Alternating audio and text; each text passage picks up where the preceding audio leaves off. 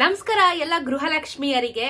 ಇನ್ನೂ ನಿಮ್ಮ ಖಾತೆಗಳಿಗೆ ಹಣ ಬಂದಿಲ್ಲ ಅಂತ ಅಂದ್ರೆ ನಾನ್ ಹೇಳುವಂತ 3 ಕೆಲಸಗಳನ್ನ ಈ ಕೂಡಲೇ ನೀವು ಮಾಡಿದ್ರೆ ಹಣ ನಿಮ್ಮ ಖಾತೆಗಳಿಗೆ ಆದಷ್ಟು ಬೇಗ ಜಮಾ ಆಗ್ತಾ ಇದೆ. ಗೃಹಲಕ್ಷ್ಮಿಯ ಹಣ ಬಂದಿಲ್ಲ ಅಂತ ಹೇಳಿ ತುಂಬಾ ಜನ ಕಮೆಂಟ್ ಅಲ್ಲಿ ತಿಳಿಸ್ತಾ ಇದ್ದೀರಾ. ತುಂಬಾ ಜನ ಫೇಕ್ ನ್ಯೂಸ್ ಅಂತಾನು ಕೂಡ ಅಂತ ಇದ್ದೀರಾ. ಹಾಗಾದ್ರೆ ಹಣ ಬಂದಿರೋರು ಫೇಕ್ ನ್ಯೂಸ್ ನ ಅಂದ್ರೆ ಫೇಕ್ ಕಮೆಂಟ್ ಗಳನ್ನ ಹಾಕ್ತಾ ಇದಾರಾ? ಅರ್ಥ ಮಾಡ್ಕೊಳ್ಳಿ. ಇಲ್ಲಿ ಫೇಕ್ ವಿಚಾರಗಳಾಗ್ಲಿ ಬೇಡ್ದಿರ ಸುಮ್ನೆ ಟೈಮ್ ಪಾಸ್ ಮಾಡೋ ವಿಚಾರಗಳಾಗ್ಲಿ ಹೇಳುವಂತ ಅವಶ್ಯಕತೆ ನನಗೂ ಇಲ್ಲ. ನನ್ ಟೈಮ್ ವೇಸ್ಟ್ ಮಾಡೋಕೊಳಕ್ ನಂಗೂ ಇಷ್ಟ ಇಲ್ಲ, ನಿಮ್ ಟೈಮ್ ವೇಸ್ಟ್ ಮಾಡೋಕ್ಕೂ ನನಗೂ ಇಷ್ಟ ಇಲ್ಲ. ಹಣ ಬಂದಿದೆ ಅಂತ ಗ್ಯಾರಂಟಿ ಆದ್ಮೇಲೆ ನಾನು ಪ್ರತಿ ಸತಿನೂ ವಿಡಿಯೋ ಮಾಡ್ತಾ ಇರುವಂತದ್ದು. ಸೊ ಈಗ ಆಲ್ರೆಡಿ ಹಣ ಜಮಾ ಆಗಿದೆ. ಯಾವುದು 21ನೇ ಕಂತಿನ ಹಣದ ಬಗ್ಗೆ ನಾವು ಮಾತಾಡೋಣ. 22ನೇ ಕಂತಿನ ಹಣ ನಾನು ನಿನ್ನೆ ಹೇಳಿದೆ ಆಲ್ರೆಡಿ ಪ್ರೋಸೆಸ್ ಅಲ್ಲಿ ಇದೆ. ಅದು ಈ ತಿಂಗಳು ಎಂಡಿಗೆ ಬರುತ್ತೆ ಅಂತ ಹೇಳಿ ಆ ತಿಂಗಳ ಎಂಡ್ ಬರೋದನ್ನ ಇವಾಗ ತಲೆ ಕೆಡಿಸ್ಕೊಳ್ಳೋದು ಬೇಡ.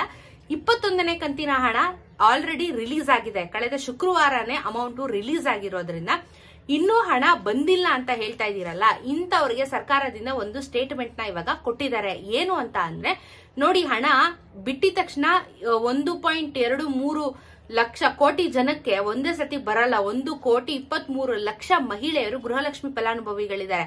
ಎಲ್ಲರಿಗೂ ಒಟ್ಟಿಗೆ ಬರೋದಿಲ್ಲ. ದಯವಿಟ್ಟು ತಾಳ್ಮೆಯಿಂದ ತಾವೆಲ್ಲರೂ ಇರಬೇಕು ಅನ್ನೋದು ಒಂದು ರಿಕ್ವೆಸ್ಟ್ ನ ಎಲ್ಲರೂ ಮಾಡ್ಕೊಂತಾ ಇದ್ದಾರೆ. ಸರ್ಕಾರದವರು ಮಾಡ್ಕೋತಾ ಇರೋದು.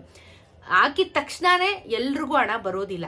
ಈ ಒಂದು ಟೈಮ್ ತಗೊಳುತ್ತೆ, 10 ದಿನ ಟೈಮ್ ತಗೊಳುತ್ತೆ ಅಂತ ಹೇಳಿ ಕ್ಲಿಯರ್ ಆಗಿ ಮೆನ್ಷನ್ ಮಾಡ್ತಾ ಇದ್ದಾರೆ.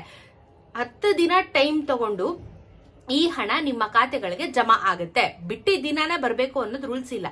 ಅದಾದ್ಮೇಲೆ ಹಂತ ಹಂತವಾಗಿ ಪ್ರೋಸೆಸ್ ಮಾಡ್ತಾ ಇರೋದ್ರಿಂದ ನಿಮಗೆ ವಿತಿನ್ 10 ಡೇಸ್ ಹಣ ಜಮಾ ಆಗುತ್ತೆ. ಸೊ ದಯವಿಟ್ಟು ತಾಳ್ಮೆಯಿಂದ ಇರಿ.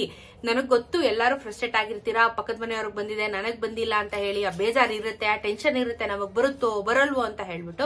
ಸೊ ಮೊದಲನೇ ವಿಚಾರ, 10 ದಿನ ಟೈಮ್ ತಗೊಂಡಿದ್ದಾರೆ ಸರ್ಕಾರದವರು. 10 ದಿನದ ಒಳಗಡೆ 21ನೇ ಕಂತಿನ ಹಣನ ಜಮಾ ಮಾಡ್ತಾ ಇದ್ದಾರೆ. ಎರಡನೇ ವಿಚಾರ, ನಿಮ್ಮ bank details, Aadhaar card, PAN card link ಆಗಿಲ್ಲ ಅಂತ ಅಂದ್ರೆ ನಿಮಗೆ ಹಣ ಬರ್ತಾ ಇಲ್ಲ. ದಯವಿಟ್ಟು ಇದನ್ನ ಪದೇ ಪದೇ ಏನಕ್ಕೆ ಸರ್ಕಾರ ರಿಪೀಟ್ ಮಾಡ್ತಾ ಇದೆ ಅಂತ ಅಂದ್ರೆ ತುಂಬಾ ಜನ ಲಿಂಕ್ ನ ಮಾಡ್ಕೊಂಡಿಲ್ಲ. ಹಾಗಾಗಿನೇ ಅವರು ನಾವ್ ಅನ್ಬೋದು ಟೆಕ್ನಿಕಲ್ ಇಶ್ಯೂ ಅಂತ ಡ್ರಾಮಾ ಮಾಡ್ತಾರೆ, ಇಲ್ಲ ದುಡ್ಡು ಹಾಕೋದಕ್ಕೆ ಇನ್ನೊಂದು ಡ್ರಾಮಾ ಮಾಡ್ತಾರೆ ಅಂತ. ಬಟ್ ಟೆಕ್ನಿಕಲಿ ಸ್ಪೀಕಿಂಗ್ ನಮ್ಗೆ ಗೊತ್ತಿರೋ ಹಾಗೆ ತುಂಬಾ ಜನ ನಮ್ ಸುತ್ತಮುತ್ತ ಇರೋರೆ ಈ ಒಂದು Aadhaar card, PAN card, bank details ನ ಲಿಂಕ್ ಇವಾಗ್ಲೂ ಸಹ ಮಾಡಿಲ್ಲ. ಸೊ ಇಂಥವ್ರಿಗೂ ಸಹ ಅಮೌಂಟ್ ಬರ್ದೇ ಇಲ್ದಿರೋದಕ್ಕೆ ಒಂದು ರೀಸನ್ ಇದೆ. ನೀವೇನ್ ಮಾಡ್ಬೇಕು, ಎರಡನೇ ವಿಚಾರ, ಇಮಿಡಿಯೇಟ್ ಆಗಿ ನಿಮ್ಮ ಬ್ಯಾಂಕ್ಗಳಿಗೆ ವಿಸಿಟ್ ಮಾಡಿ. ಬ್ಯಾಂಕ್ಗೆ ವಿಸಿಟ್ ಮಾಡಿಬಿಟ್ಟು ನಿಮ್ಮ ಒಂದು ಆಧಾರ್, ಪಾನ್ ಕಾರ್ಡು ಲಿಂಕ್ ಆಗಿದೆಯಾ ಅಂತ ಕ್ರಾಸ್ ವೆರಿಫಿಕೇಶನ್ ಒಂದು ಸತಿ ಮಾಡಿಸ್ಕೊಳ್ಳಿ. ಮೂರನೇ ಆಪ್ಷನ್, ತಾಲೂಕ್ ಪಂಚಾಯಿತಿ ಆಫೀಸ್ಗೆ ನೀವು ವಿಸಿಟ್ ಮಾಡಬಹುದು. 3 ವಿಚಾರಗಳನ್ನ ಸ್ಪೆಸಿಫಿಕ್ ಆಗಿ ಹೇಳಿದ್ದಾರೆ. 10 ದಿನ ಟೈಮ್ ತಗೊಂತಾ ಇದೆ, 10 ದಿನ ಆಗುತ್ತೆ ಅಕೌಂಟ್ಗೆ ಬರೋದಿಕ್ಕೆ ಅಂತ ಹೇಳ್ಬಿಟ್ಟು. ಇದಾದ್ಮೇಲೆ ತಾಲೂಕ್ ಪಂಚಾಯತಿಗೆ ಹೋಗ್ತೀರಾ, ಇದಾದ್ಮೇಲೆ ಬ್ಯಾಂಕಿಗೆ ಹೋಗ್ತೀರಾ. ಸೊ ಇದೆಲ್ಲ ಮಾರ್ಗಗಳಿಗೆ ನೀವು ಹೋಗಿ ವಿಚಾರನ ಮಾಡ್ಕೊಂಡ್ ಬರ್ಬೇಕು. ಇಫ್ ಇನ್ ಕೇಸ್ KYC ಆಗಿಲ್ಲ ಅಂತಂದ್ರೂ ಪ್ರಾಬ್ಲಮ್ ಆಗುತ್ತೆ. ಸೊ KYC ಗೆ ಪ್ರತಿ ತಿಂಗಳು ಸರ್ಕಾರ ನಿಮಗೆ ಟೈಮ್ ನ ಎಕ್ಸ್ಟೆನ್ಷನ್ ಮಾಡ್ಕೊಂತಾನೆ ಬರ್ತಾ ಇದಾರೆ. ನೀವಿನ್ನೂ ನೆಗ್ಲೆಕ್ಟ್ ಮಾಡಿ ಇನ್ನೂ ಸಹ ಮಾಡಿಸ್ಕೊಂಡಿಲ್ಲ ಅಂತಂದ್ರೆ ನಿಮಗೆ ಹೊಡ್ತಾ ಬಿದ್ದಿರುತ್ತೆ. ಬಿಕಾಸ್ KYC ವಿಚಾರದಲ್ಲಿ ನಾನೇನೆ ನಿಮ್ಗೆ ತಿಂಗಳಿಗೆ ಏನಿಲ್ಲ ಅಂದ್ರೆ ಒಂದು 10 ವಿಡಿಯೋನ ಮಾಡ್ತಾ ಇದ್ದೀನಿ KYC ಬಗ್ಗೆ. ಏನಕ್ಕೆ ಅಂತ ಅಂದ್ರೆ ತುಂಬಾ ಜನ ಇನ್ನೂ ಮಾಡಿಸ್ಕೊಂಡಿಲ್ಲ ಅನ್ನೋ ಒಂದು ಉದ್ದೇಶದಿಂದ. ರೇಷನ್ ಕಾರ್ಡು ಬಿಡಿ, ಅನ್ನಭಾಗ್ಯ ಯೋಜನೆ ಏನೋ ಬರಲ್ಲ, ಅದಕ್ಕೆ ತಾನೇ KYC ಅಂತ ನೀವು ಅನ್ಕೊಂಡಿದ್ರೆ ತಪ್ಪು.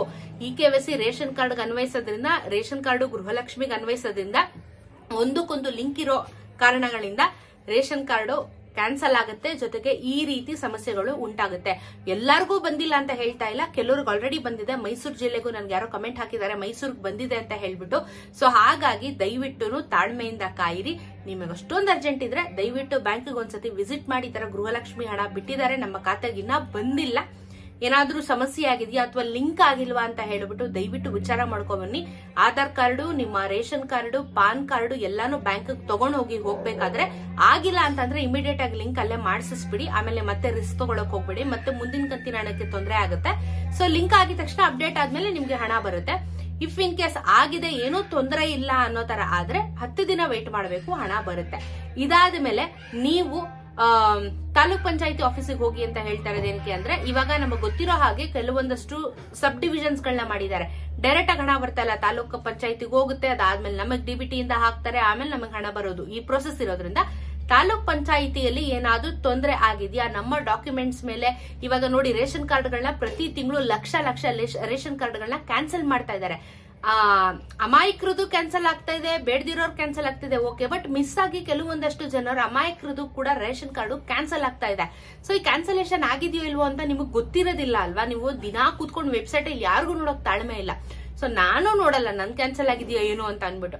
ಅಂತದ್ರಲ್ಲಿ ನಮ್ಗೆ ಈ ತರ ಹಣ ಬಂದಿಲ್ಲ ಅಂತ ಅಂದಾಗ ನಾವ್ ಎಚ್ಚೆತ್ಕೋತೀವಿ. ಅಟ್ಲೀಸ್ಟ್ ಅವಾಗಾದ್ರೂ ಚೆಕ್ ಮಾಡೋದಕ್ಕೆ ನಾವು ಮುಂದೆ ಹೋಗ್ತೀವಲ್ಲ.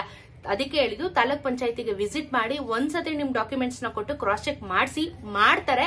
ಸೊ ನೀವು ಹೋಗಿ ಮಾಡಿಸ್ಕೊಂಡು ಯಾಕೆ ಏನು ಅಂತ ಹೇಳ್ಬಿಟ್ಟು ಒಂದ್ಸತಿ ಚೆಕ್ ಮಾಡಿಸ್ಕೊಳ್ಳಿ. ಈ ಹಣ ಬರುತ್ತೆ ಅಥವಾ ಏನು ಸರಿಗಿಲ್ಲ ಬರುತ್ತೆ ಅನ್ನೋದಾದ್ರೆ ಮತ್ತೆ 10 ಡೇಸ್ ಕಾಯ್ಬೇಕಾಗುತ್ತೆ. ಸೊ 10 ಡೇಸ್ ಆದ್ಮೇಲೆ ಎಲ್ಲರಿಗೂ 21 ಏನ್ ಬರ್ಬೇಕಾಗಿದೆ 21ನೇ ಕಂತಿನ ಹಣ ನಿಮ್ಮ ಖಾತೆಗೆ ಜಮಾ ಆಗುತ್ತೆ. ತುಂಬಾ ಜನ ನನ್ನ ಕಮೆಂಟ್ ಹಾಕ್ತಾ ಇದ್ದೀರಾ, ಪ್ಲೀಸ್ ರಿಪ್ಲೈ ಮಾಡಿ ನಮ್ಗೆ ಹಣ ಯಾವಾಗ ಬರುತ್ತೆ ಅಂತ ಹೇಳ್ಬಿಟ್ಟು. ಹಣ ಬರುತ್ತೆ, ದಯವಿಟ್ಟು ಕಾಯಿರಿ. ಇದೆಲ್ಲ ಹೇಳಿದಿನಲ್ಲ, ಈ ಪ್ರೋಸೆಸ್ಗೆ ಟೈಮ್ ತಗೊಳುತ್ತೆ. ಸೊ ವೇಟ್ ಮಾಡಿ, ಹಣ ಖಂಡಿತ ನಿಮ್ಮ ಖಾತೆಗೆ ಜಮಾ ಆಗುತ್ತೆ. ಇದು ಗೃಹಲಕ್ಷ್ಮಿಯ ಅಪ್ಡೇಟು. ಯಾವುದೇ ಹೊಸ ರೀತಿ ಅಪ್ಡೇಟ್ಸ್ ಬಂದಲ್ಲಿ ನಾನು ವಿಡಿಯೋ ಮಾಡಿ ತಿಳಿಸ್ತೀನಿ. ಸಿಗೋಣ ಮತ್ತೊಂದು ವಿಡಿಯೋ ಒಂದಿಗೆ. ನಮಸ್ಕಾರ.